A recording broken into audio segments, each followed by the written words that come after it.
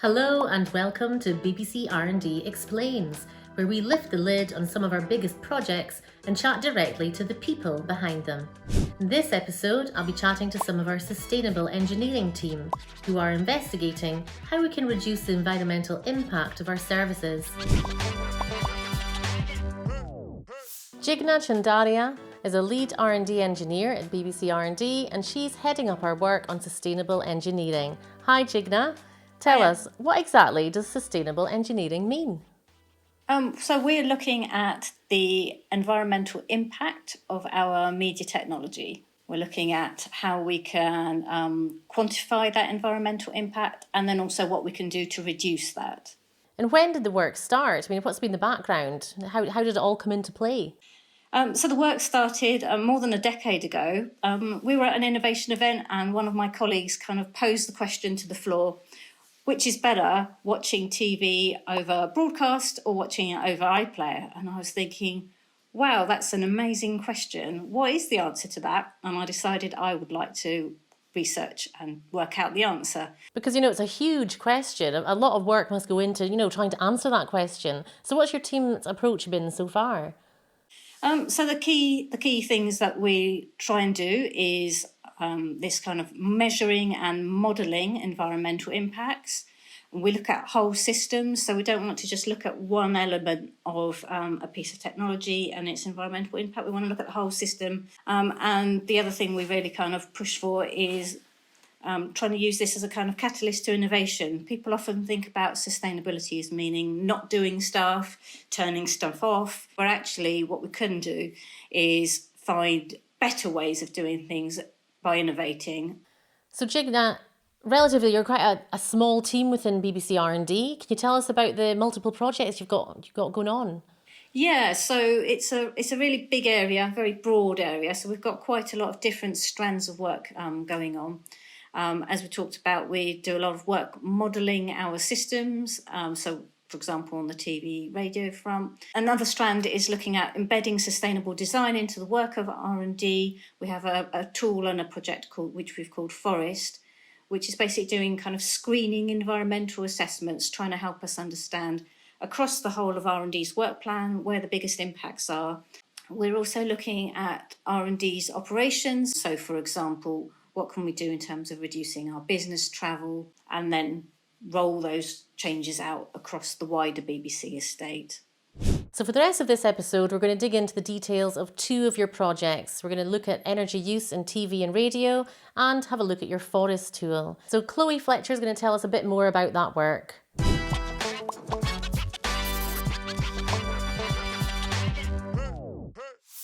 Okay, Chloe, you are our sustainability data scientist at BBC R&D, and you've been working on this project looking at energy use in TV and radio. Can you tell us all about it? Yeah, sure. So fundamentally, our main aim was to understand what the environmental impact is of TV and radio for the BBC.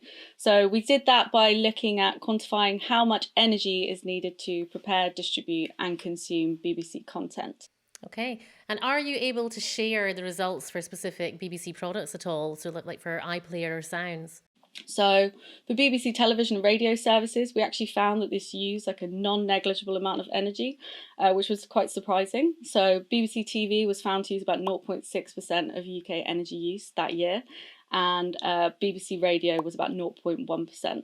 And when we convert that into looking at the carbon footprint, so to really understand what the environmental impact of those things are, we found that collectively they used about 0.3% of UK carbon emissions. So definitely not something we should not ignore. And also when we think about beyond the BBC and other media providers as well, you can see how that could really scale. So that was one of the really interesting things that we found out. And actually across both studies, we found that it was the consumption of content that was the biggest driver of the energy overall. So for the television work, I think it was about like 92% of the total energy was from consumer devices or home networking equipment. Whereas for radio, this was a bit lower, but still at 73%, so still really, really high. So Chloe, were there any other objectives involved with the work? Yeah, so our second objective was to understand, are there any differences in the delivery platforms that allow you to access radio or TV content. When we were looking at TV, we found that DTV actually had the lowest impact overall in terms of the energy footprint per hour of watching. And similarly for radio, we found that DAB had the smallest impact overall per hour of listening. And then when we're looking at the future energy consumption, so how these things change over the 20-year time period that we modelled, what we found was if we switched off terrestrial and satellite and just kept on iPlayer and cable, this is where we saw the biggest reduction in the total energy. And for the radio work, we actually found the biggest reduction when we kept on just DAB and iPlayer. So that was a really interesting finding as well for us. And actually, I have to say, one of the most surprising things that we saw within our study, particularly for radio actually, was that it was the standby power of the devices that had the biggest impact overall.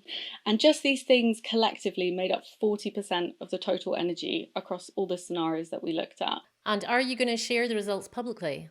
Yes, so for TV and radio, we've already published white papers for those. So the television white paper was published last year in October or in September, and the radio work was published in October.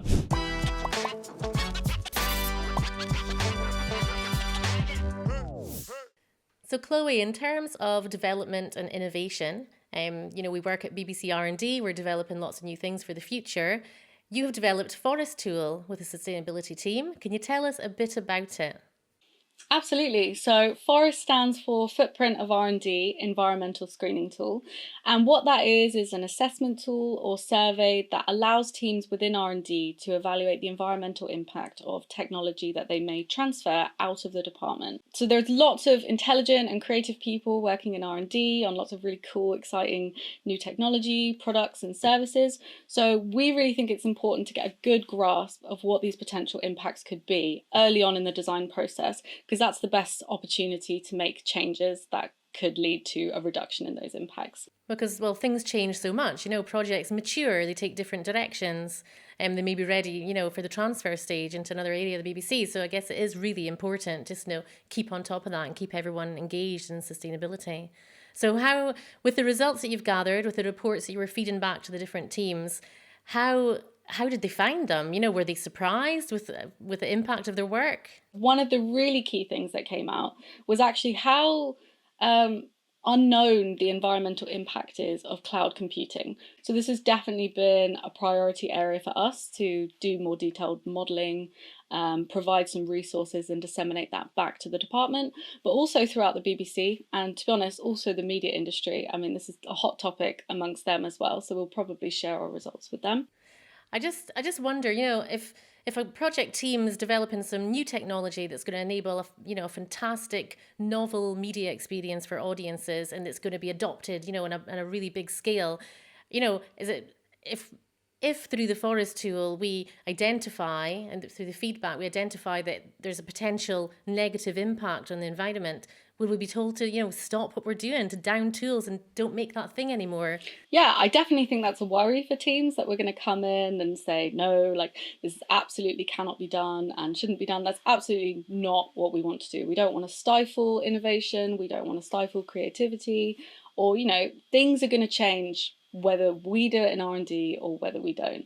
And what the important thing, I think, is not to stop things in its tracks. It really is just to understand what the environmental impacts are and be faced with the fact that some of them might be negative, and actually actively work with the industry, manufacturers, government, whoever we can, to mitigate those things and minimize them as much as possible. I mean, that's our role, essentially, and that's what we should be doing as people who build responsible technology, and as a public service broadcaster as well. We should be having that voice and that influence and making sure that we make a positive change.